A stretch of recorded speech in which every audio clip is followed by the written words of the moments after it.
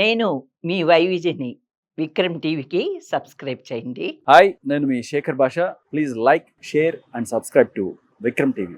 తెలంగాణలో చూసుకున్నట్టయితే హైడ్రా అనేది హాట్ టాపిక్ గా మారింది కదా. ఈ హైడ్రా గురించి మీ అభిప్రాయం ఏంటంటే? అన్న, హైడ్రా చేస్తుంది కదా, 100% నిజం చేస్తుంది. 100% వాస్తవాలు ఇవాళ ఏంటంటే ఈ మీరు ఎన్కన్వెన్షన్ కొటేషన్ కదా, ఎన్కన్వెన్షన్ కొటేషన్ మీకు నిజ నిర్ధారాలు తెలుసు లేదో నా దగ్గర సాక్ష్యాధారాలు ఉన్నాయి. ఎన్కన్వెన్షన్ అనేది ఏదైతే ఇవాళ హైదరాబాద్ లో మొట్టమొదటి కొట్టినరో దాంట్లో ఫర్ డేకి 50 లక్షల నుంచి ₹1 కోటి కూడా వసూలు చేసి తీసుకున్నటువంటి పరిస్థితి ఎన్కన్వెన్షన్ లో. రోజు ఆదాయం అంటే వాళ్ళు చేసే ఫంక్షన్లకు కానీ ఇతరత్ర కానీ 50 లక్షల నుంచి ₹1 కోటి ఆదాయం తీసుకున్నటువంటి ఈ ఎన్కన్వెన్షన్ గవర్నమెంట్ పర్మిషన్ లేకుండా అక్కడ నిర్మించి ఇన్ని సంవత్సరాలుగా ఇప్పటి వరకు ఎన్కన్వెన్షన్ నిర్మించిన దగ్గర నుంచి ఇన్ని సంవత్సరాలుగా నేను కోరేది ఏంటంటే ఫస్ట్ దీని మీద నష్టపరిహారము ఈ విధంగా చేసినటువంటి ఏదైతే ఇన్ని రోజులు వాడుకున్న దానికి గాను గవర్నమెంట్ కి ఇంత చలానా కట్టాలి, ఈ విధంగా ఇంత డబ్బు అనేది కట్టాలని చెప్పి నేను రాష్ట్ర ముఖ్యమంత్రి రేవంత్ రెడ్డి గారిని కోరుతా ఉన్నా. ఎన్కన్వెన్షన్ అనేది ఒక దుర్మార్గకంగా పేద బడుగు బలహీన వర్గాల నోర్లు కొట్టి వీళ్ళు హీరోలుగా లేకపోతే ఇంకో విధంగా చలామణి అవుతూ వీళ్ళు ఈ విధంగా దౌర్జన్యాలకు పేద ప్రజల భూముల్ని వీళ్ళు గవర్నమెంట్ భూముల్ని అన్యాక్రాంతంగా నిర్మించి వీళ్ళు ఈ విధంగా ఎన్కన్వెన్షన్ లో రోజుకి 50 నుంచి ₹1 కోటి వసూలు చేస్తా ఉన్నారంటే వీటిని ఇప్పుడు కూల్చేసిన తర్వాత ఇన్ని సంవత్సరాలుగా వీళ్ళు ఆదాయం చేసుకున్న దాంట్లో ఇంత కట్టాలి అని చెప్పి గౌరవ ముఖ్యమంత్రి గారు వీళ్ళ మీద కోర్టు త్రూలో వీళ్ళకు ఒక ఇష్యూ అనేది చేస్తే బాగుంటది. దాని విధాలు కట్టిపించుకుంటే ఇంకా బాగుంటది, అది పేద ప్రజలకు ఉపయోగిస్తే ఇంకా బాగుంటది అని కోరుకుంటున్నా. అదే అండి నేనేం చెప్తున్నా, ఇప్పుడు ఎన్కన్వెన్షన్ లో గతం ప్రభుత్వంలో జరిగినటువంటిది ఎన్కన్వెన్షన్ ఆల్రెడీ కూలగొట్టాలని చెప్పి 2016లో ఉంటే కూడా దాన్ని కూలగొట్టకుండా అట్లే కంటిన్యూ చేసింది ఆనాడు ఉన్నటువంటి ప్రభుత్వం, కల్వకుంట్ల చంద్రశేఖరరావు ప్రభుత్వం.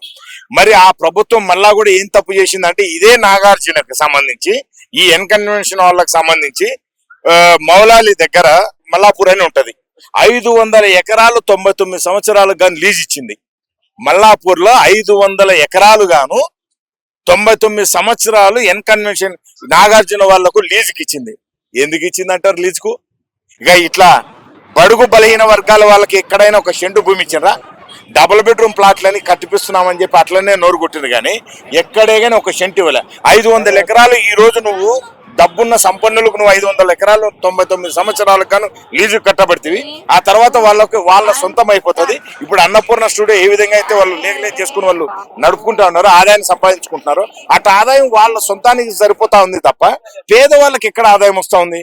అదే గవర్నమెంట్ కొంతమంది పేదలకు ఇల్లులు కట్టించి ఆ యొక్క ప్రభుత్వం ఆనాడు ఉన్న చంద్రశేఖరరావు ఇల్లులు కట్టించి ఇచ్చుంటే ప్రతి ఒక్క పబ్లిక్ బాగుండేవాళ్ళు, ప్రజలు బాగుండేటోళ్ళు.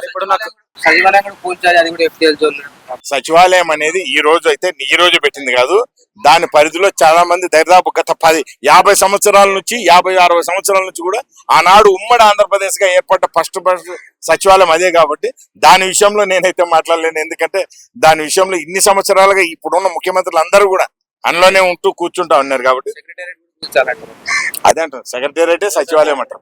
ఇప్పుడు కాంగ్రెస్ ప్రభుత్వంలో హైదరాబాద్ తీసుకున్నటువంటి నిర్ణయంలో సామాన్యుడు ఎక్కువ నష్టపోతున్నాడు కదా, మరి వాళ్ళకి ఎలాంటి ప్రత్యామ్నాయం చేస్తే బాగుంటది అనుకుంటున్నారు? అదే అన్న, గతంలో చేసిన ప్రభుత్వ తప్పిదాలు ఏంటంటే ఎక్కడ పడితే అక్కడ డైరెక్ట్ గా కాకుండా ఇండైరెక్ట్ గానే డైరెక్ట్ గా 3 లక్షల కోట్లు, ఇండైరెక్ట్ గా దాదాపు 5 నుంచి 6 లక్షల కోట్ల రూపాయలు దోషేసినటువంటి కల్వకుంట్ల చంద్రశేఖరరావు 10 సంవత్సరాలు ప్రభుత్వంలో ఆయన పరిపాలించిన 10 సంవత్సరాల్లో దాదాపు 5 లక్షల కోట్ల రూపాయలు ఇండైరెక్ట్ గా దోషేసినట్టు ప్రతి ఒక్క ప్రజలకు తెలుసు. అది ఎట్లా దోషేసినారంటే 500 ఎకరాలు మల్లాపూర్లో ఏ విధంగా అయితే నాగార్జున వాళ్ళకు లీజుకి ఇచ్చిండు 99 సంవత్సరాలు ఎట్లయితే లీజుకి ఇచ్చిండు, అదే విధంగా ప్రతి ఒక్కరికి కూడా నాలాల పక్కన ఇంకో పక్కన వాళ్ళని లీగలైజ్ చేస్తున్నాం, మీరు గవర్నమెంట్ కి ఇంత డబ్బు కట్టండి అని చెప్పి డబ్బులు కట్టిపించుకొని వీళ్ళు లంచాల త్రూలో ఇంకో త్రూలో కోట్ల రూపాయలు వీళ్ళు దోసుకు తిని ఎక్కడ పడితే అక్కడ విచ్చలవిడిగా పర్మిషన్లు ఇచ్చేసి ఎక్కడ పడితే అక్కడ ఏ కాలువ ఎత్తుకో, ఏ చెరువు ఎత్తుకో, ఏ కుంట ఎత్తుకో ఎక్కడ చూసినా పర్మిషన్లు ఇచ్చి ఇవాళ అవి ఎప్పుడైతే నిర్మించినారో వాటర్ ఎక్కడ పోతాయి? సిటీ ఎంబడి వస్తున్నాయి, సిటీ మునిగిపోతున్నది, సిటీలో ఉన్న ప్రజలు ఇబ్బంది పడుతున్నారు. అంటే ఒకడు ఇద్దరు ఒక 100 మంది ఉంటారేమో నాలాల పక్కన అట్లా చెరువులు నమ్ముకుని కొంతమంది సంపన్నులు ఈ బిల్డర్లు వీళ్ళు దోచేసినటువంటి వాళ్ళు కొంతమంది చుట్టుపక్కల ఉన్నారేమో చెరువుల పక్కన, వాళ్ళు ఇవాళ వాళ్ళ కోసం యావత్ సిటీ మునిగిపోతా ఉంది కదా. గతంలో హోల్ సిటీలో కూడా మునిగిపోయింది. మీరు చూసినారు ఎంతమంది కొట్టుకపోయినరు, ఎంతమంది హైదరాబాద్ మహానగరంలో మనుషులు కొట్టుకోగా చూసారా. అలాంటి పరిస్థితి జరిగింది. మరి దీన్ని అంతటికి కూడా ప్రోత్సహించింది కల్వకుంట్ల చంద్రశేఖరరావు ప్రభుత్వంలో ప్రోత్సహించారు కాబట్టి ఇవాళ హైడ్రా తీసుకున్నటువంటి నిర్ణయం అందరినీ కొడతా ఉన్నారు. పేద ప్రజలన్నీ కొంతమంది వీళ్ళ ఉనికిని కాపాడుకోవడానికి, టిఆర్ఎస్ వాళ్ళ ఉనికిని కాపాడుకోవడానికి పేద ప్రజలను చూపిస్తా ఉన్నారు. 90% వీళ్ళుంటే పేద ప్రజలు 10 మంది ఉండొచ్చు, 10% ఉండొచ్చు. వాళ్ళందరికీ కూడా ఈ రాష్ట్ర ప్రభుత్వం మంచి అవకాశం కల్పిస్తామని కూడా చెప్తా ఉంది. తప్పకుండా ఆ అవకాశం కల్పించి, పేద ప్రజలకు ఆ అవకాశం కల్పించి, ఈ ఆఫీసర్లు కూడా ఎవడైతే ఇంతకుముందు గతంలో ఉన్న 10 సంవత్సరాల పర్మిషన్ ఇచ్చినటువంటి ఆఫీసర్లు ఎవరో ఉన్నాడో వాడు తినింది కక్క పెట్టాలి. వాడు ఉన్న ఆస్తులు కూడా జప్తు చేసుకుని పేద ప్రజలకు ఎవరికైతే నోరు కొట్టినా వాళ్ళకి పంచే విధంగా గవర్నమెంట్ చర్య తీసుకోవాలని నా మనవి. అది విషయం. అన్న, ఇప్పుడు మన తెలంగాణ రాజకీయాల్లో చూసుకున్నట్టయితే ఇప్పుడు మల్లారెడ్డి గారు, తీగల కృష్ణారెడ్డి గారు టీడీపీ పార్టీలో చేరుతారని చెప్పి అంటున్నారు. మరి దీనిపై మీరేమంటారు?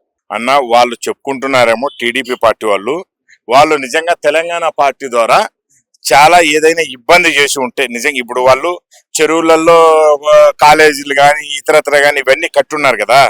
వీటన్నిటిని హైడ్రా త్రూలో ఏదైతే కూల్చేస్తా ఉన్నారో ఈ తెలంగాణ రాష్ట్ర ప్రజలకు ఇబ్బంది పెట్టే పరంగా ఎవరైనా ఉంటే గౌరవ నారా చంద్రబాబు నాయుడు గారు కూడా ఇలాంటి వాళ్ళని ప్రోత్సహించరు.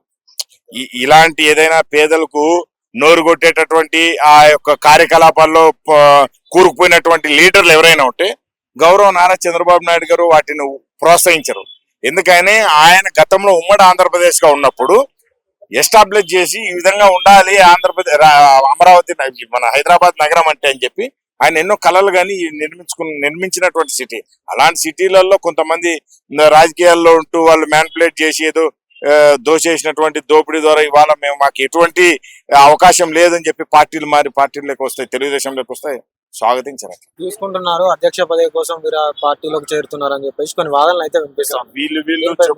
వీళ్ళు చెప్పుకొని పలకలు కొట్టుకుంటే ఇదే మైక్ పెట్టుకుని అరుచుకుంటే ఏం కుదరదు. పెద్ద మనిషి ఆయన అనౌన్స్ చేయాలి.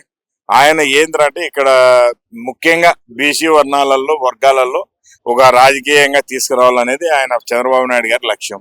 ఎందుకంటే తెలంగాణలో ఎక్కువగా యాదవాస్ గౌడ్స్ పాపులేషన్ ఎక్కువ ఉంటుంది. అందు బీసీ వర్గాలు ముదిరాసి ఇతరత్ర అన్ని కులాలు కూడా బడుగు బలహీన వర్గాలలో ఇక తెలంగాణ రాష్ట్రంలో ప్రోత్సహించాలనేది ఆయన ఆలోచన. వీళ్ళేదో సంకలు గుద్దుకుంటా అంటే వాటిని ప్రోత్సహిస్తారనేది నెవర్, అది తప్పు.